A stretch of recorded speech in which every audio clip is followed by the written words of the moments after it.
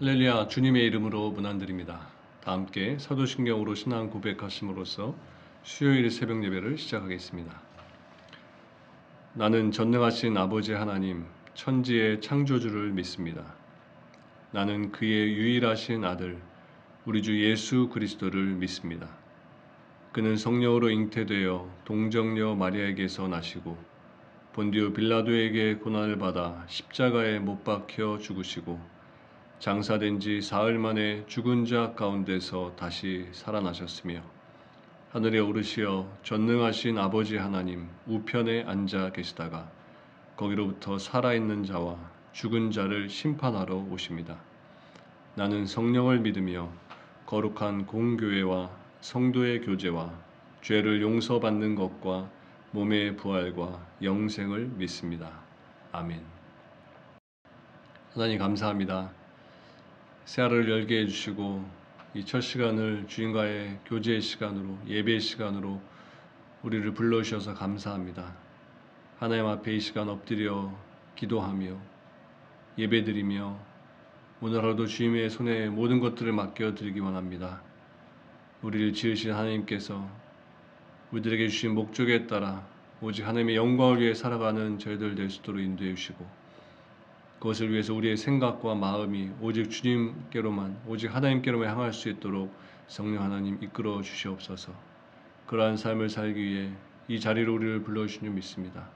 예배를 통해서 또 말씀을 들을 때 우리의 마음이 녹아지게 하시고 우리의 강팍하여지고 또 무뎌져 있는 우리들의 심령이 주님의 말씀으로 녹여지는 이 시간 되도록 역사하여 주시옵소서.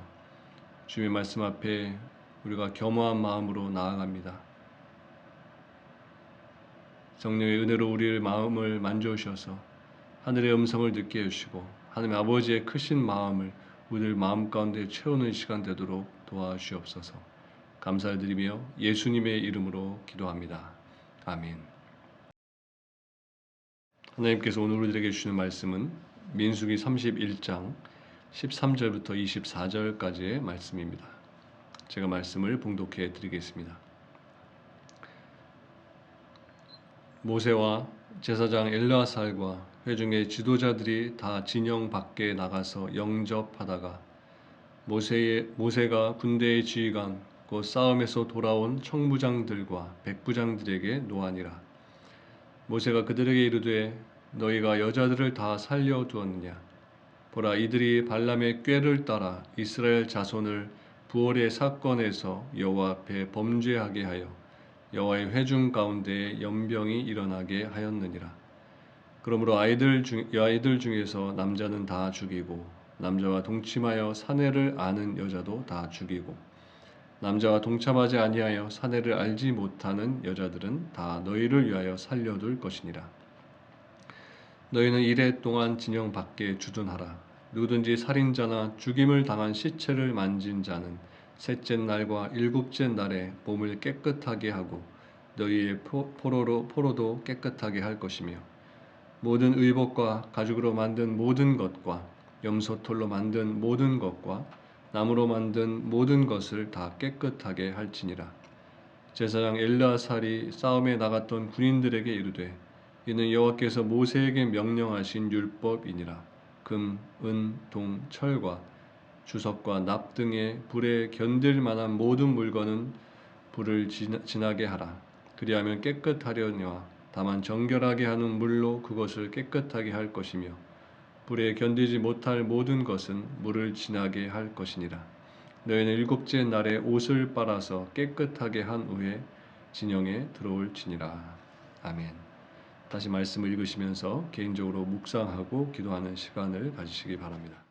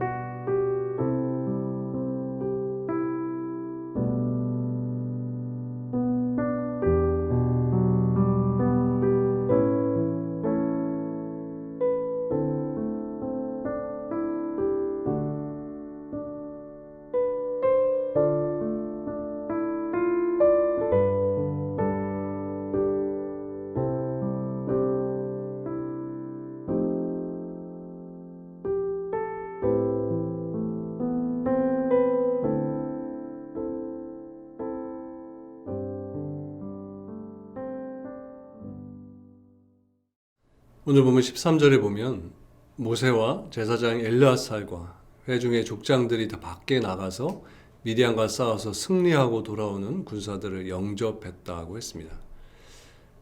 우리가 여기서 주목해야 하는 것은 모세와 제사장 엘르아살과 족장들이 진 밖으로 직접 나가서 군사들을 맞이했다는 사실입니다. 하나님의 명령을 따라서 원수를 진멸하고 개선하는 군사들을 진 밖에서 맞이했던 것이지만, 그렇다고 해서 이것이 백성의 지도자들이 개선하는 군사들에게 예를 표하기 위한 것은 아니었습니다. 백성의 지도자들이 군사들을 환영 나왔던 것은 사실이지만 그것이 군사들을 진 밖에서 맞이한 주된 이유가 아니라는 것입니다. 지도자들이 군사들을 맞이했던 것은 그들이 그 상태로는 진영 안으로 들어올 수 없었기 때문이었습니다. 즉 참전 군사들은 전쟁터에서 피를 흘리고 시체와도 접촉했기 때문에 부정한 그 상태로는 진영 안으로 들어갈 수가 없었다는 것입니다. 그렇기 때문에 모세를 비롯한 백성의 지도자들이 진 밖에까지 나가서 그들을 맞이했던 것입니다. 14절에 보면 모세는 미디안과의 전쟁을 승리로 이끌고 돌아오는 군대의 지휘관들을 향해 진노하는 것을 보게 됩니다. 사실 모세는 그들의 노고를 치하하면서 그들에게 후한 상급을 내리는 것이 마땅했습니다. 그럼에도 불구하고 모세는 군대의 지휘관들을 오히려 호되게 질책했던 것입니다. 왜 그랬을까요? 그것은 그들이 미디안 족속의 여자들과 아이들을 살려두었기 때문이었습니다. 그 말씀이 다음 절 15절에 나옵니다. 모세가 그들에게 이르되 너희가 여자들을 다 살려두었느냐. 미디안의 진멸은 하나님의 공의의 실현이라는 측면에서 군대에게 필연적으로 요구되었던 것인데 그것을 제대로 수행하지 못했기 때문에 이러한 모세의 질책은 당연한 것이었습니다. 우리는 여기서 중요한 교훈 한 가지를 발견하게 됩니다. 그것은 많이 수고하고도 책망을 들을 수 있다는 사실입니다. 어떤 이들은 자신의 수고에 넘치는 상급을 받는가 하면 또 어떤 이들은 수고했는데도 도리어 책망을 받기도 합니다. 그 이유가 무엇일까요? 디모데후서 2장 5절에 보면 이렇게 말씀합니다. 경계하는 자가 법대로 경계하지 아니하면 승리자의 관을 얻지 못할 것이며. 바울의 이 말 속에서 우리는 앞에 물음에 대한 답을 찾을 수 있게 됩니다. 많이 수고하고도 상급 대신에 책망을 듣는 이들은 법대로 일하지 않았기 때문인 것입니다. 오늘 본문에서 모세에게 책망을 받은 군대의 지휘관들도 이 경우에 해당되는 것입니다. 얼마나 많은 일을 하는가도 중요하지만 더 중요한 것은 하나님의 명령에 얼마나 충실했는가 하는 이것입니다. 운동 경기에서 규칙을 어기면 실격이 선언되듯이 우리의 인생의 경주와 신앙의 경주에도 결코 예외가 아닌 것입니다. 하나님의 규칙을 잘 지켜야만 우리 인생의 경주에도 의미가 있게 되는 것이고 그것으로 하나님이 주시는 승리의 관을 얻게 될 수 있는 것입니다. 그렇다면 그 규칙은 무엇일까요? 마태복음 7장 21절에 보면 이렇게 말씀합니다. 다만 하늘에 계신 내 아버지의 뜻대로 행하는 자라야 들어가리라. 우리의 수고가 온전히 인정을 받을 수 있는 비결이 바로 이것입니다. 우리의 수고의 양이 중요한 것이 아니라 하나님의 뜻에 맞게 행하는 것, 이것이 중요하다는 것입니다. 그렇게 하나님께서는 하나님의 뜻대로 행하는 자들을 칭찬하시고 그들을 영원한 천국으로 인도해 주시는 것입니다. 찬송가 305장 나 같은 죄인 살리신의 작사자인 뉴턴 목사님이 임종시에 이런 말을 했습니다. 천국에 들어가서 거기서 만날이라고 기대했던 사람이 그곳에 없는 것을 보고 놀라게 될 것입니다. 여러분, 지금까지 살아오시면서 열심히 신앙생활을 하신 줄 압니다. 그런데 그 수고가 단지 양만 많았던 수고는 아니었는지 생각해 보시기 바랍니다. 만약 그렇다면 그 사람은 뉴턴 목사님께서 말씀하신 대로 천국에서 만날 수 없게 될 수도 있는 것입니다. 우리에게 중요한 것은 하나님의 뜻입니다. 하나님이 정해주신 규칙입니다. 이것에 따라서 살아갈 때에 하나님께서 승리의 관을 씌워주시는 것입니다. 모세가 전쟁을 끝내고 돌아오는 군대의 지휘관들에게 진노했던 이유는 그들이 미디안 여자들을 살려두었다는 이것 때문이었습니다. 그런데 이스라엘 군대의 지휘관들이 미디안 여자들을 모두 살려둔 것이 고의적으로 하나님의 명령을 어겼다고 볼 수는 없을 겁니다.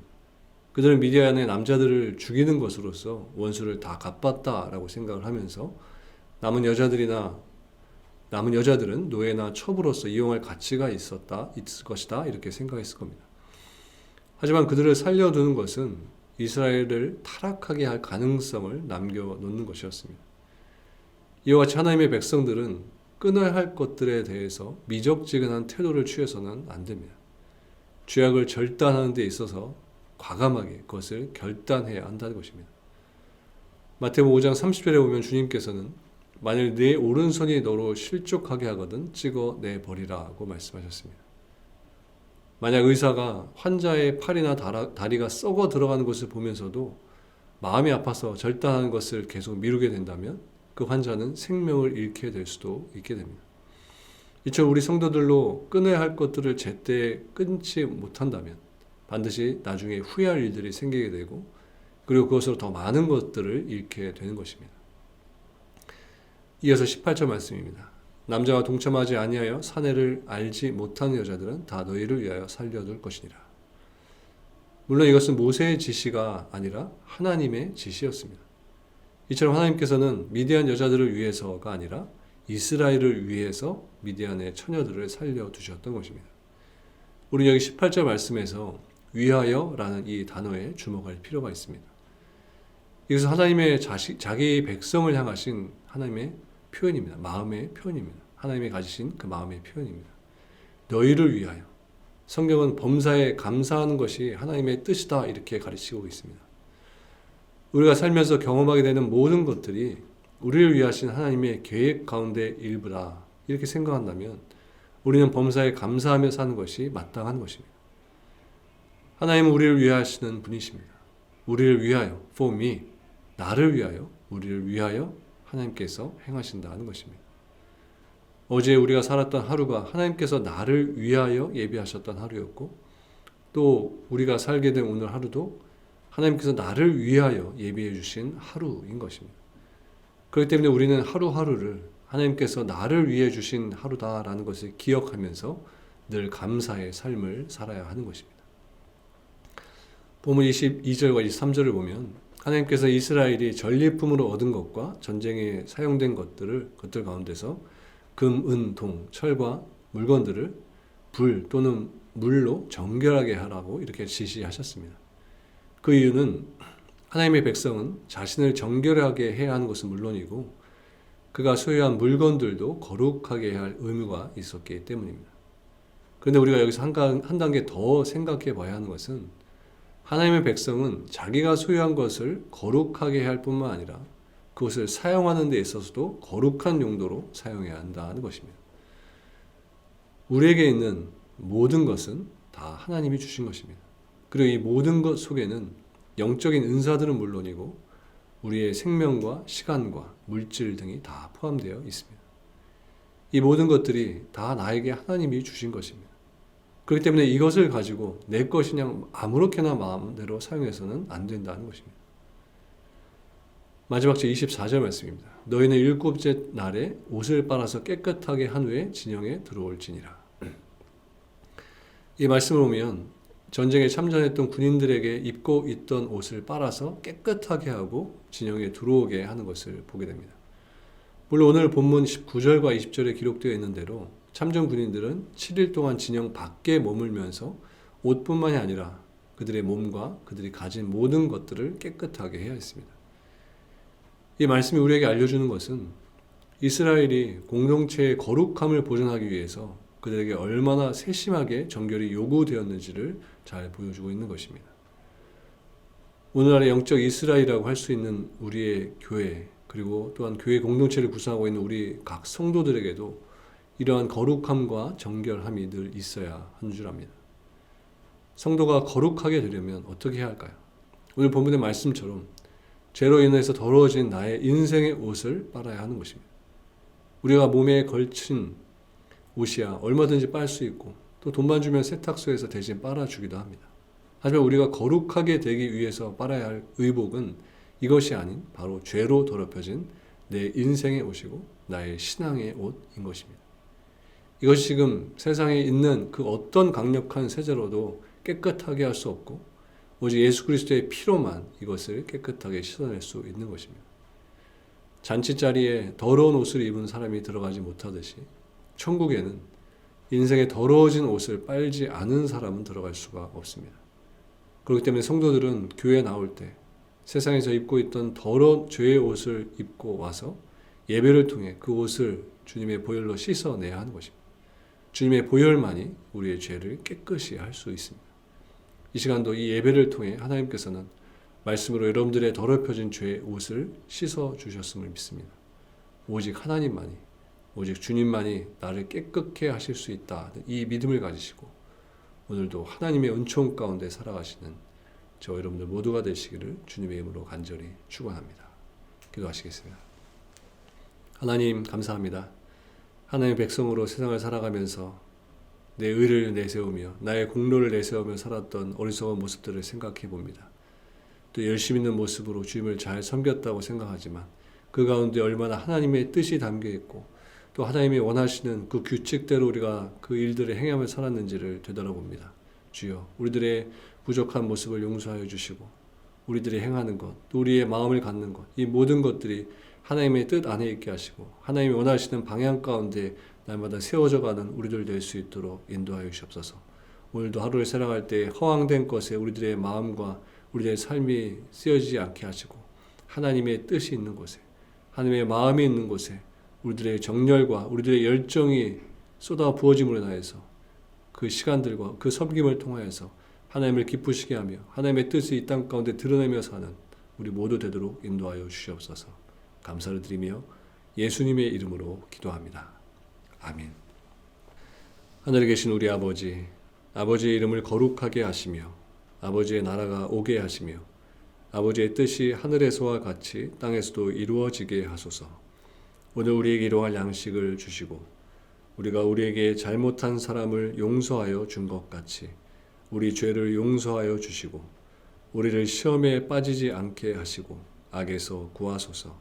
나라와 권능과 영광이 영원히 아버지의 것입니다. 아멘.